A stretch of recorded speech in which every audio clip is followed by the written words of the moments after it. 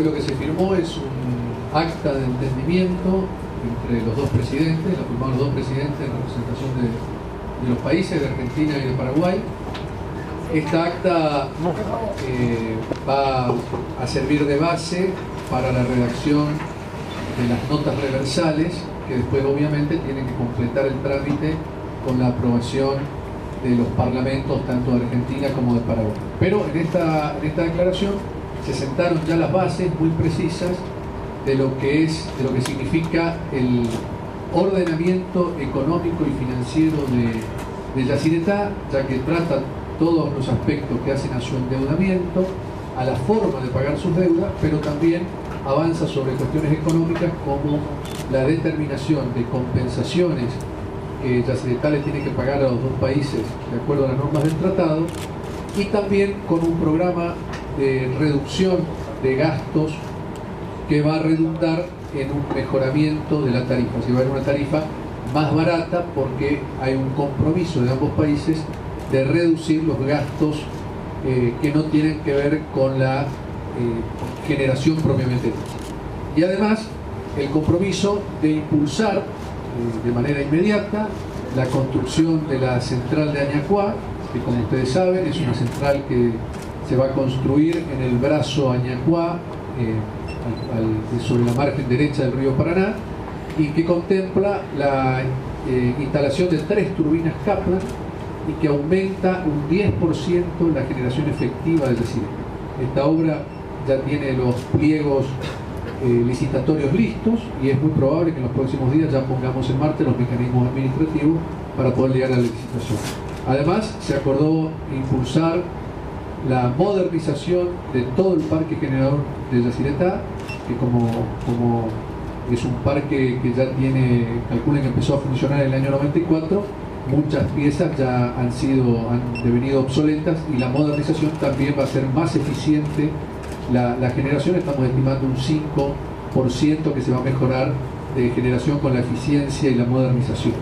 Y el otro proyecto que también pensamos largar este año es la ampliación de la actual central en 3 turbinas adicionales, lo que va a mejorar en un 7% la generación efectiva y en un 15% la potencia. Es decir, la central va a poder trabajar en pico, en punta, en horarios que se requiere mayor potencia. Esto es en síntesis lo que se firmó hoy, y que obedece a poner más de 30 años de distorsiones en un proyecto que tenía que haberse terminado en 7 años y terminó concluyéndose en 30 años. Como a nadie escapa, en estos 30 años se produjeron muchas distorsiones que tienen que ver con las deudas, con el financiamiento, y también con esta demora incrementó los costos, porque ustedes se imaginan que cuando se hace el primer censo donde se determinan las familias que deberían ser relocalizadas, al cabo de 30 años esas familias tuvieron hijos y nietos, en algunos casos bisnietos, con lo cual en lugar de tener que construir una casa se tuvo que construir 2, 3 y 4 casas en muchos casos. Otro tanto pasó con las expropiaciones. Al principio se expropiaron tierras que, como no se inundó el lago, finalmente volvieron a ser incruzadas y hubo que expropiar 2 veces y en algunos casos hasta 3 veces. Otra causa del encarecimiento del proyecto fue que se cambió la traza. No era esta traza actual, sino que era otra traza, que eso también no solamente demoró, sino también que incrementó los costos. Y finalmente los gastos ambientales. Cuando este proyecto se diseñó a fines de los 60, a principios de los 70, había muchos aspectos ambientales que no fueron contemplados y que después, con posterioridad y por exigencia de los organismos multilaterales de financiamiento, al BID del Banco Mundial, hubo que también incurrir en gastos que eran absolutamente necesarios, pero que no fueron previstos porque en ese momento no estaban, no eran exigibles para proyectos de este. Bueno, esto es a grandes rasgos las distorsiones que sufrió el proyecto de Yacyretá, y por eso la necesidad de reordenar. Como conclusión de esto, Yacyretá va a pagar a la Argentina alrededor de $5.000 millones, que hasta ahora nunca había pagado nada. Lo va a hacer en 20 años, con 10 de gracia, y es un plazo que es compatible con el financiamiento del proyecto Añacuá y la readecuación de todos los otros costos de la entidad. Doctor, concretamente con lo que significa la obra de Añacuá, ¿no?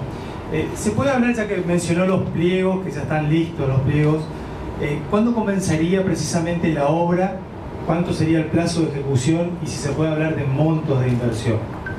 Sí, el monto de inversión está en aproximadamente 600 millones de dólares. El plazo de ejecución es de entre 3 años y medio y 4 años, y nosotros aspiramos a que antes de fin de año pueda estar firmado el contrato de obra. Son todos plazos muy ambiciosos. Como ustedes saben, es una licitación nacional e internacional que tiene una complejidad enorme. En realidad son dos licitaciones, porque una parte es la obra civil, se licita la obra civil, y por otro lado la construcción, la provisión y todo el equipamiento electromecánico, es decir, lo que son las turbinas y los generadores. Nosotros, como ya el pliego ese está listo, se ha trabajado en este año para que el pliego esté a nivel de proyecto ejecutivo en condiciones de ser licitado, vamos a hacer lo imposible para que antes de fin de año este proceso licitatorio y contractual esté concluido. Así arrancamos ya en el año 2018 con la construcción propiamente dicha. Y que, ¿cuál fue la clave para poder trabajar este conflicto financiero? Digo, fueron tantos años y ahora se puede hablar de una solución. ¿Cuál fue la clave? Bueno, la clave yo creo que fue la misma visión política de ambos países. Quiero aclarar que este acuerdo tiene un antecedente. En el año 2006, fin del 2006, principio del 2007, el gobierno anterior había avanzado en un acuerdo muy similar. Incluso a nivel de la entidad binacional de Yacyretá se había firmado una resolución de comité y de consejo que después no pudo ser firmada por los países por los cambios políticos que hubieron en el Paraguay.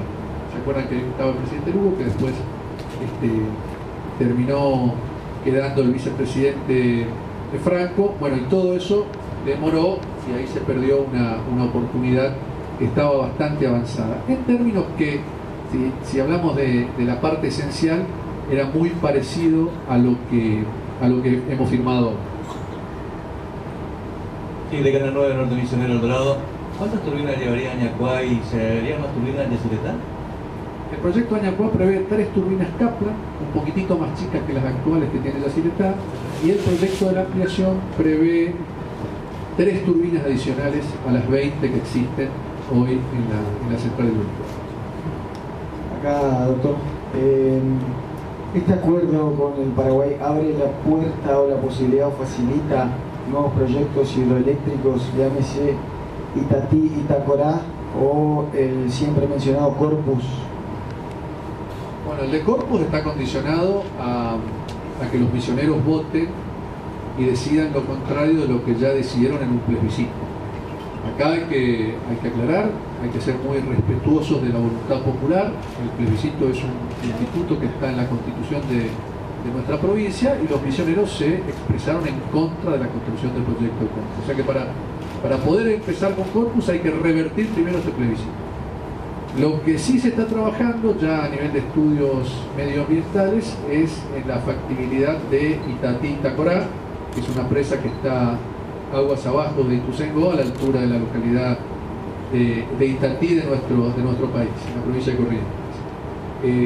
Eso lo está llevando a cabo la COMIT. Yacyretá colabora con la financiación de algunos estudios, en este caso concreto la factibilidad ambiental. Como ustedes saben, hoy es la clave para este tipo de proyectos que tengan el menor daño ambiental posible o mejor dicho, la mayor posibilidad de reparación del daño que cualquier obra humana genera. La ventaja de Itatí Itacorá es que no afecta a poblaciones de la magnitud que afectó Yacyretá. Porque Yacyretá es una represa, además de ser una represa de llanura, tiene la presa más extensa del mundo, 67 kilómetros, afectó 2 centros urbanos muy importantes, como son las ciudades de Posadas y de Encarnación, además de Garupá, de Carmen del Paraná, todas las poblaciones aledañas. Y esto es muy complicado en términos de sociales, de costos, etcétera. Lo hemos vivido nosotros en Posadas, o sea que no les voy a contar nada nuevo a lo que son de Misiones, el impacto que esto tiene. En principio, el proyecto Itatí Itacorá no afectaría tanto lo social, pero sí hay que tener mucho cuidado con lo medioambiental. Entonces el primer paso que estamos haciendo, que está haciendo mejor dicho la COMIN, en colaboración con la entidad binacional de Yacyretá, es los estudios de factibilidad ambiental.